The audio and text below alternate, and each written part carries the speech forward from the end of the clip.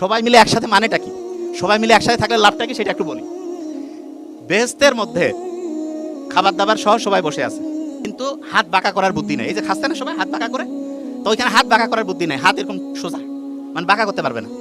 আর দোজকের মধ্যে ওইখানেও খাবার দাবার রেখে দিয়েছে আছে, কিন্তু ওইখানেও হাত বাঁকা করতে পারবে না যারা বেহেশতের মধ্যে থাকবে। এটা বোঝার জন্য আসলে বেহেশত কেমন সেটা তো অন্যরকম, জাস্ট একটা ঘটনা বলেছে।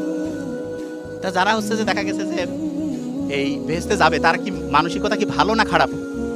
ভালো। ভালো মানুষের কি অন্যকে হেল্প করবো কি হেল্প করবো না? আচ্ছা, আমার হাত এরকম বাঁকা করতে পারতেছি না, ওরও হাত বাঁকা করতে পারতেছে না, আমি তো নিজে খাইতে পারবো না, কিন্তু আমি যদি চাই, আমার যদি মনটা উদার হয়, আমি আমার খাবারটা ওর মুখে দিতে পারবো না? ও ওর খাবারটা আমার মুখে দিতে পারবে না? সবাই খাইতে পারবো না?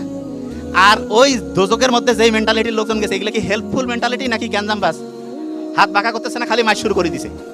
তাইলে মারামারি করে খাবার দাবার সব ধ্বংস, লাস্ট চেক করছে যে কি হইলো, কয় যে আমাদের হাত বাঁকা ছিল এই জন্য। আসলে হাত বাঁকা সমস্যা নাকি মেন্টালিটির সমস্যা? মেন্টালিটির সমস্যা। কিছু সমস্যা